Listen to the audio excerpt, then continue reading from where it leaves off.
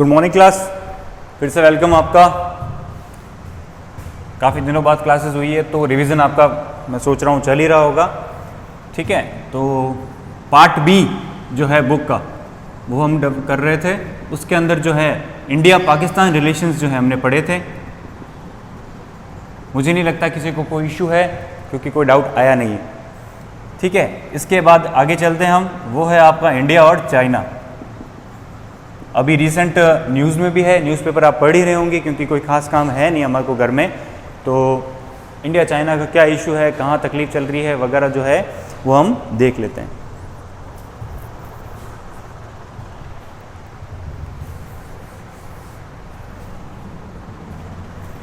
इसको आगे बढ़े, एक चीज़ हम देख लेते हैं कि जो आपका पार्ट बी है इंडिया चाइना और फिर इंडिया नेपाल जो आएगा, उसके बाद में आपका पार्ट बी जो है पोर्शन आपके बुक का वो जो है आपका कंप्लीट हो जाएगा। वो आपका क्या हो जाएगा, कंप्लीट हो जाएगा। इसके बाद जो है हम स्टार्ट करने वाले हैं अपना पार्ट ए। ठीक है, पार्ट ए में जो यूनिट फोर्थ है वो मैं अभी नहीं ले रहा हूं क्योंकि जहां तक जो गाइडलाइंस आई है कुछ कोर्सेज जो है या कुछ पोर्शन जो है बुक का जो है आपके कम होने वाला है सिलेबस से। ठीक है ना, तो पार्ट बी में भी होगा पर पार्ट बी हम पूरा कर चुके हैं तो अच्छी बात है, हमने पढ़ ली, नॉलेज ही बढ़ा है हमारा। तो उसमें जो कैंसिल होगा वो हम देख लेंगे कौन सा कैंसिल होता है। पर्टिकुलरली मुझे लगता है थर्ड या फोर्थ में से कुछ एक दो चैप्टर हटने चाहिए या कुछ टॉपिक हटने चाहिए। मुझे लग रहा है यूनिट फोर्थ जो है उसमें से कुछ एक दो टॉपिक हटने चाहिए, तो उसका वेट करते हैं अभी। तो वो मैं आगे नहीं बढ़ रहा हूँ। हम जो है यूनिट 1 जो है पार्ट ए की जो हमारे कोर प्रिंसिपल्स है, पॉलिटिकल थ्योरी जो है, ठीक है, जस्टिस अथॉरिटी वगैरह जो भी है, लिबरलिज्म वगैरह, वो सारा हम चीज़ देखने वाले हैं। तो नेक्स्ट क्लास जो है इंडिया नेपाल के बाद में हम ये स्टार्ट करने वाले हैं। एक छोटी सी दिक्कत आ रही है क्वेश्चन आंसर से रिगार्डिंग। तो जो एडवाइज़र बुक थी आपकी, जो आपको पहले दिलवाई गई थी, वो इसलिए दिलवाई गई थी कि हमारे पास जो है राजस्थान की बोर्ड की जो बुक है वो अवेलेबल नहीं थी। पर अभी भी मार्केट में जो है वो बुक जो है अवेलेबल नहीं है। तो उसका ये रेजोल्यूशन है कि आप जो है जेरोक्स निकलवा लीजिए और बुक का आप प्रिंट करवा के अपने पास रख लीजिए। अगर नहीं करवाना चाहता तो आप PDF से जो है पढ़िए, वो आपकी खुद पे सेल्फ पे है, आप कैसा क्या चाहते हैं। ठीक है, इजी जो आपको लगता है वो कीजिए। मेरे हिसाब से फिजिकल कॉपी निकाल लेनी चाहिए। एडवाइजर में जो क्वेश्चंस दे रखे हैं, ठीक है ना, उसमें से अगर कोई एक दो क्वेश्चन नहीं हुआ है तो उसका हंगामा नहीं करना है कि ये क्वेश्चन नहीं हुआ है, यही नहीं हुआ है, कुछ नहीं हुआ है। बाकी जो हो गए हैं क्वेश्चन वगैरह वो आप पढ़ो आराम से, चैप्टर पढ़ो, वो बेनिफिशियल है। और जो बोर्ड की बुक है उसके क्वेश्चन आंसर जो है अगर नहीं हुए हैं कोई, तो वैसे तो मुझे पता है, ठीक है ना, तो वो आपको करवा देंगे हम आपको। ठीक है, अब कब होगा, आज होगा, कल होगा, वो आपको मिल जाएगा। क्यों नहीं मिल रहा है उसका भी रीज़न होता है कि यहाँ पे रिस्पॉन्सिबिलिटीज़ बहुत ज़्यादा होती है, पूरे दिन क्लासेस चलती हैं तो मैनेज करना थोड़ा मुश्किल हो जाता है। ठीक है ना, 3 सेटअप लगे हुए हैं अभी ऑनलाइन क्लासेस के, क्योंकि 3 अलग अलग स्कूल से, तो दिक्कत आ जाती है। ठीक है, चलिए तो आगे बढ़ते हैं, टाइम वेस्ट नहीं करते हैं। इंडिया चाइना का जो इशू है, एक सेकंड, सॉरी। तो इंडिया चाइना का जो इशू है हमारा, एक बार हम मैप से देख लेते हैं।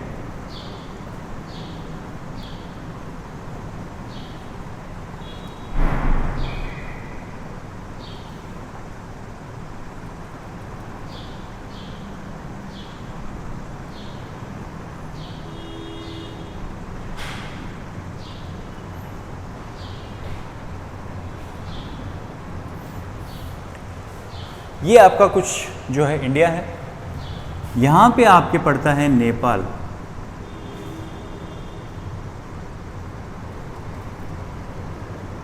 ठीक है, ये जो एरिया है आपका पूरा, वो आपके जो वो लगता बॉर्डर है वो आ जाता है आपका चाइना।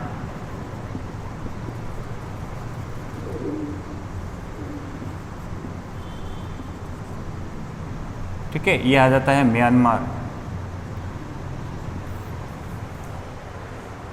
और चाइना के आगे जो है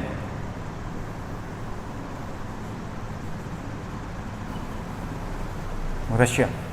ठीक है, ये आपका आ जाता है श्रीलंका, ये आ जाता है आपका पाकिस्तान, और फिर ऊपर से जो है कुछ आ जाता है अफ़गानिस्तान। इस तरह से आपका इंडिया जो है, हमारा इंडिया जो है वो डेवलप है।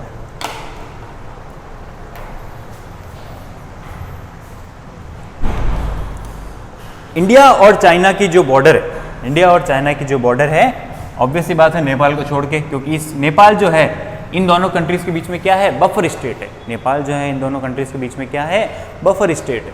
ठीक है, बफर स्टेट वो स्टेट होता है जो दो कंट्रीज के बीच में होता है और लैंडलॉक्ड होता है, उसके आसपास और कोई ज़मीन होती नहीं है। ठीक है, तो ये बफर स्टेट करता है। ठीक है ना, तो ये होता है आपका बफर स्टेट।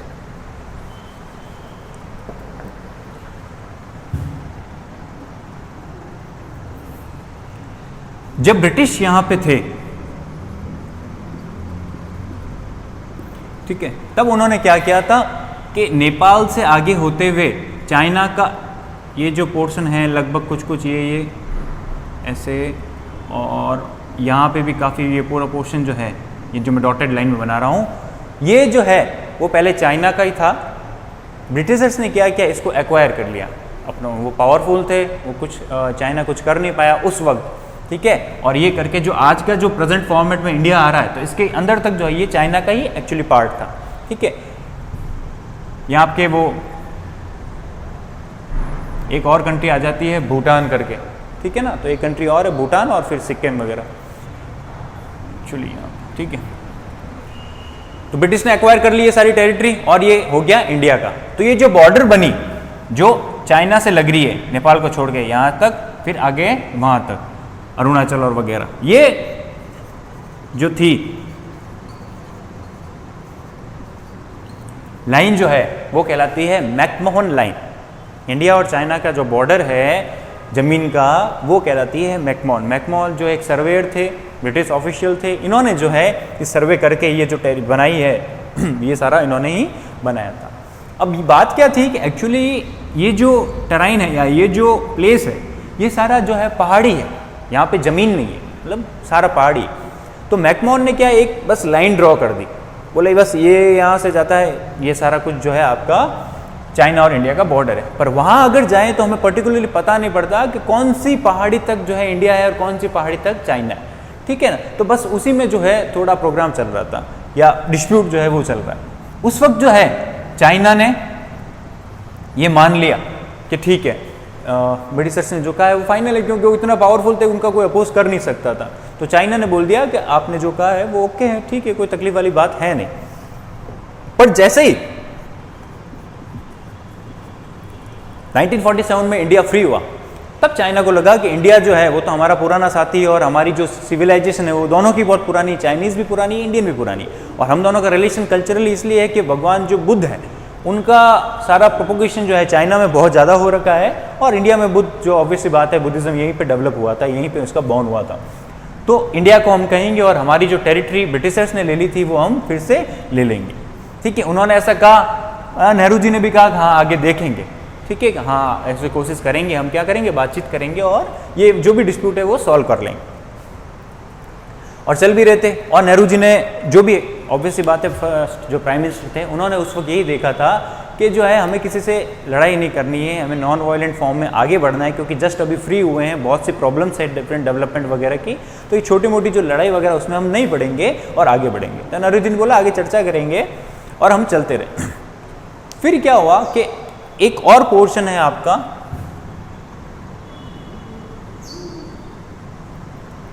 ये जो नेपाल के ऊपर है और थोड़ा सा जो है आपका यहाँ से ऐसे इंडिया से भी इधर उत्तराखंड वगैरह में लगता है। इस पोर्शन का नाम है तिब्बत। इस पोर्शन का क्या नाम है, तिब्बत। तो नेहरू जी ने हमेशा यही सोचा कि जैसे कि नेपाल जो है चाइना और इंडिया के बीच में बफर स्टेट है, तो हमें क्या सुरक्षा हो जाती है एक कंट्री जब बीच में आ जाती है, तो उसी तरह तिब्बत का ये पोर्शन जो ऊपर आ रहा है, इससे भी क्या हो जाएगी, हमारी प्रोटेक्शन हो जाएगी, ये बफर स्टेट का काम करेगा। तो उन्होंने जो है तिब्बत वाले जो लोग थे उनको हमेशा कहा भाई आप जो है अच्छे हैं और आपका जो हम प्रोपोगेट करेंगे, आपको हेल्प करेंगे। और तिब्बत में जनरली जो है लामाज रहते हैं। लामाज वो लोग जो है बुद्धिज्म से रिलेटेड लोग हैं, जो रेड कुर्ता वगैरह पूरा पहनते हैं, आपने देखा होगा, दलाई लामा जो प्रोमिनेंट है वहाँ के। तो इनको जो है नेहरू जी ने बोला हाँ हम आपके साथ हैं और आप जो है अपनी बात उठाइए। पर चाइना वाले क्या कर रहे थे, तिब्बत वालों को परेशान कर रहे थे, एट्रोसिटीज इनके साथ ज़्यादा बढ़ रही थी, परेशान हो। एक बार क्या हुआ कि 1956 में जो दलाई लामा अभी जो है, जो पहले जब जवान थे तब इंडिया आए, इंडिया आके उन्होंने देखा और इंडिया में जो उनकी कम्युनल हार्मोनी वगैरह या यहाँ पे जो आदर सत्कार हुआ उससे बहुत प्रभावित हुए। बोले मैं यहीं पे रहना चाहता हूँ, भगवान बुद्ध की धरती यहीं पे, मैं यहीं रहना चाहता हूँ, लेह लद्दाख में या बस जाऊँगा कहीं पे भी। नेहरू जी ने उस वक्त उनको वापस भेज दिया कि नहीं नहीं, आपकी जगह तिब्बत ही है, वहाँ रहिए। उन्होंने कहा चलिए चलते हैं, हम आपकी प्रोटेक्शन करेंगे, चाइना आपको परेशान नहीं करेगा।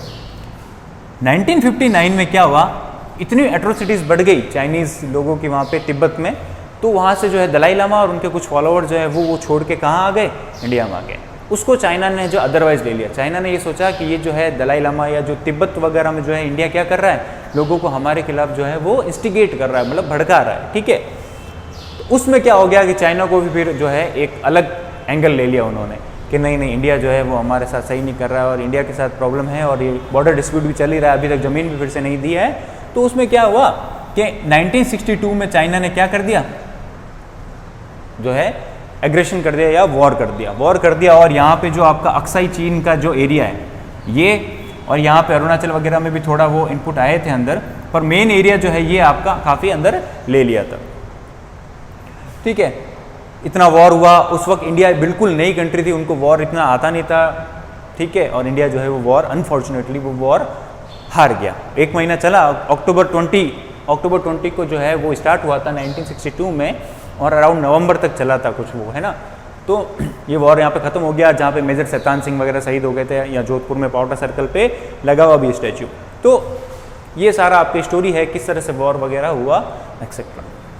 अब दूसरा एंगल और आ जाता है, इंडिया ने जो है वो कभी नहीं सोचा था कि चाइना हमारे साथ ऐसा करेगा। क्यों? क्योंकि इंडिया ने हमेशा चाइना को सपोर्ट किया। इंडिया ही ऐसी पहली डेमोक्रेटिक कंट्री थी, इंडिया डेमोक्रेटिक कंट्री थी 1947 में, जिसने चाइना जो कि कम्युनिस्ट या माओइस्ट गवर्नमेंट थी उसको सपोर्ट किया और बोला नहीं, चाइना का हम साथ है, चाइना जो कर रहा है ठीक है। और यूनाइटेड नेशन जो होता है, आपको पढ़ाया हुआ है, उसके सिक्योरिटी काउंसिल जो है वहाँ में चाइना को सीट दिलाने के लिए जो है वोटिंग की थी और उसका फेवर लिया था चाइना का, जहाँ पे चाइना आज परमानेंट मेंबर भी हो चुका है और वो इंडिया को अब आने नहीं दे रहा है। मैंने पढ़ाया भी था, इंडिया को आने नहीं दे रहा चाइना। उस चाइना का सपोर्ट उस यूएन में किसने किया था? इंडिया ने ही किया था।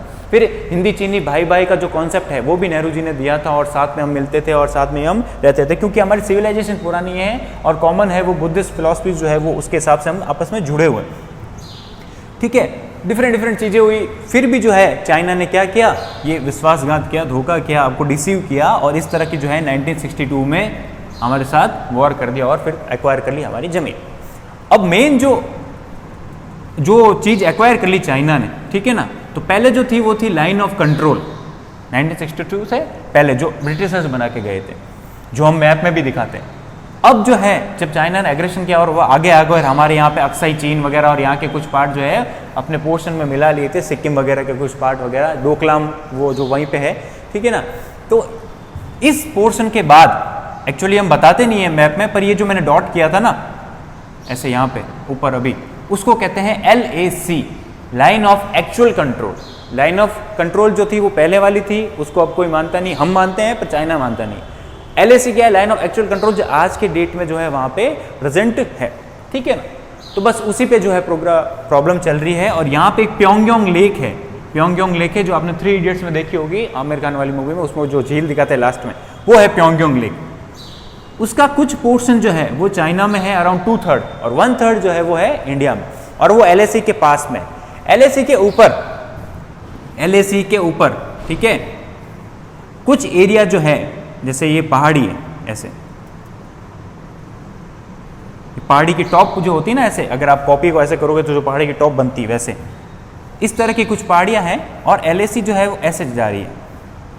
अक्साई चीन की इधर मैं बात कर रहा हूँ, ऊपर लेह लद्दाख के पास इधर, ठीक है। ऐसे ये जो पहाड़ियां ऐसे निकली हुई है ऊपर टॉप में, ऐसे जो एंगल बना रही है, इनको कहते हैं फिंगर्स। ये ऐसे फिंगर्स के फॉर्म में आई हुई है, जो ये सारी पहाड़ियां आपको दिख भी रही होगी, अगर मैं हाथ ऐसे रखूँ तो ये फिंगर्स के फॉर्म में आया हुआ है। तो इनका नाम दिया हुआ है अलग अलग, 1 finger, 2 finger, 3 finger, 4 finger, 5 finger, 6 finger, 7 finger, 8, ऐसे 8 फिंगर्स है टोटल, ठीक है ना। अब अभी जो प्रॉब्लम चल रही है उसी का बता रहा हूं मैं, ठीक है ना। अभी क्या हो रहा है कि चाइना बोल रहा है कि आप जो है, आपकी ये जो LAC है, एक्चुअली वहाँ मार्क करना बहुत मुश्किल है। आपकी जो LAC है ना, वो और कुछ बना भी नहीं सकते हो दीवार वगैरह, क्योंकि वो टहराइन ऊंची पहाड़ी है वगैरह है, ठीक है ना। तो आपकी जो LAC जो है ना, वो यहाँ से निकलती, कौन बोल रहा है? चाइना।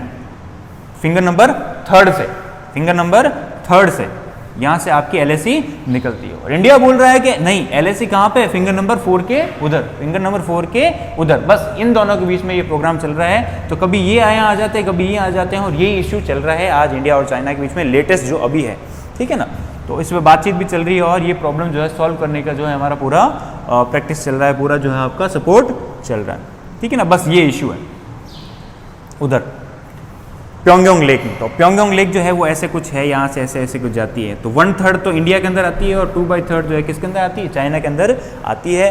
ये लेक कैसी है, कोई बारिश की लेक नहीं है, मतलब बारिश का जो ग्लेशियर का पानी जो पिघलता है वही आता है इसके अंदर से, और कोई ट्रिब्यूटरी डिस्ट्रीब्यूटरी इसकी है नहीं। एक जो है बस ऐसे आर्टिफिशियल लेक बोल सकते हो, वो है सॉल्ट लेक है, नमक के पानी की लेक है, ठीक है ना। ये बुक में लिखा हुआ नहीं है, मैं जनरल इंट्रोडक्शन दे रहा हूँ, ठीक है। चलिए, तो LAC का कॉन्सेप्ट हमारा हो गया। अब अभी जो इशू है वो हो गया, वो कहाँ चल रहा है, इधर। तो चाइना ने 1962 में वॉर किया और हमारा ये सारी चीज़ें ले ली। अब आगे बढ़ते हैं। फिर भी नेहरू जी ने ट्राई किया कि चलो भाई बातचीत से सारी चीज़ें सॉल्व हो जानी चाहिए, ठीक है ना। बस तब से ही लेके चाइना के साथ हमारी जो है कुछ प्रॉब्लम चल रही है और LOC और LAC के बीच में हम लोग फंसे हुए हैं, या हमारा जो है डिस्प्यूट चल रहा है, ठीक है, उसी को सॉल्व करने के लिए। उसके बाद में फिर जो भी इंडियन गवर्नमेंट्स बनी बाद में भी, उन्होंने भी यही ट्राई किया कि कैसे ना कैसे करके चाइना के साथ जो है रिलेशन अच्छे हो जाने चाहिए। तो 1970s के आसपास जो है, 1970s के आसपास जो है डिफरेंट जो है, कभी टेनिस का गेम हो गया, ठीक है, कभी जो है कोई कल्चरल फेस्टिवल हो गया, कोई बुद्धिस्ट रिलीजियस जो कॉन्क्लेव हो गया, डिफरेंट एक्टिविटीज़ जो है तब से चली आ रही है। हम क्यों चाहते हैं कि हमारा जो रिलेशन है वो चाइना के साथ अच्छा हो, उसके भी कारण है। सबसे फर्स्ट जो रीज़न आ जाता है वो आपके है इकोनॉमिक रीज़न। इकोनॉमिक रीज़न क्यों आ जाता है कि हमें जो है इंपोर्ट एक्सपोर्ट हम करते हैं, तो चाइना से आपको पता हो प्रोसेस्ड गुड्स जो है, ये जो इलेक्ट्रॉनिक मटेरियल जो है, ये जो हम लेके आते हैं आजकल, जो सेलफोन्स वगैरह हम देख रहे हैं कि कितने ये चीपर हो गए हैं, ठीक है ना। तो ये सारे क्यों हो रहे हैं कि चाइना से हम माल लेके आते हैं, गुड्स लेके आते हैं और यहाँ पे उसको असेंबल करते हैं, और जो है हमारी पब्लिक को ईजी मिल रहा है। डिफरेंट आप 4G 3G 2G मोबाइल देख लीजिए, लाइट्स देख लीजिए, क्रैकर्स देख लीजिए, डिफरेंट यूटेंसिल जो है, वही कॉस्ट जो इंडिया या दूसरी कंट्रीज में अगर किसी ट्यूब लाइट की कॉस्ट जो है वो है 100 रुपीज़, तो चाइना वाली आपको 20 में पड़ जाती है। तो आदमी क्या करेगा कि हमेशा जो है चीपेस्ट पोर्शन जो है उसकी तरफ अट्रैक्ट होगा, तो वो ये वाली लेने की कोशिश आपके करने वाला है। तो उसी तरह जो है डिफरेंट फील्ड्स में इकोनॉमिक हमारे साथ रिलेशन है, और हम ये चाह रहे हैं कि ये रिलेशन खराब नहीं हो, ठीक है। सारे अगर बंद कर देंगे तो आगे रिलेशन चलेंगे कैसे। उसी के अलावा जो है आपका कल्चरल एस्पेक्ट जो है वो आ जाता है, सोशल आ जाता है, ठीक है, और उसके बाद आ जाता है आपका मेन जो है वो ट्रेड आ जाती है, ठीक है। और फिर एंगल आ जाता है आपका रशिया का। चाइना को ये पता है कि रशिया जो है वो किसका पार्टनर है, इंडिया का पार्टनर। और 1962 के बाद से जो है इंडिया को जो है सारे मिक्स वगैरह या सारे टैंक्स वगैरह जो मिसाइल्स वगैरह है, ठीक है, ब्रह्मोस वगैरह, वो किसने प्रोवाइड करवाई है, इंडिया को रशिया ने प्रोवाइड करवाई है। और रशिया और इंडिया के बीच में चाइना जो है वो बफर स्टेट बनता है, एक बड़ा स्टेट। तो रशिया को भी पता है कि अगर यहाँ से कोई दिक्कत होती है तो इंडिया को मैं यहाँ से भेज दूंगा, और उसकी जो भी वॉर होगा उसमें इंडिया से मेरी हेल्प मिलेगी, और कहीं ना कहीं जो है मुझे इसका फायदा या बेनिफिट होने वाला है। तो रशिया भी हमेशा ये ट्राई कर रहा है कि इंडिया से बेनिफिट लिया जाए, और उसको बेनिफिट प्रोवाइड करवाता भी है। मेन मकसद क्या है कि चाइना को वहाँ पे रोकना, कन्फाइन कर देना, ठीक है ना। तो ये आपका रशिया का एंगल हो गया, चाइना हो गया, इंडिया क्या हो रहा है, ठीक है, और रिलेशन कैसे सुधर रहे हैं। एक लास्ट चीज़ बचती है आपके कि 2014 में जब हमारी नई गवर्नमेंट बनी, ठीक है ना, तब जो है जिनपिंग जो है आपके चाइना के जो प्रीमियर है, प्रेसिडेंट जो है, वो इंडिया में आए थे अहमदाबाद में, और वहाँ पे जो है वो मोदी के साथ MOU वगैरह उन्होंने साइन किए थे। 2015 में मिस्टर नरेंद्र मोदी जो है वो भी गए थे वहाँ पे चाइना में, और वहाँ पे भी MOUs वगैरह जो है मतलब ट्रेड करने के लिए डिफरेंट जो है साइंस जो है वो करके आए थे, और पूरे कोशिश की जा रही है कि अच्छे से अच्छा जो है सेटअप बनवा दिया जाए।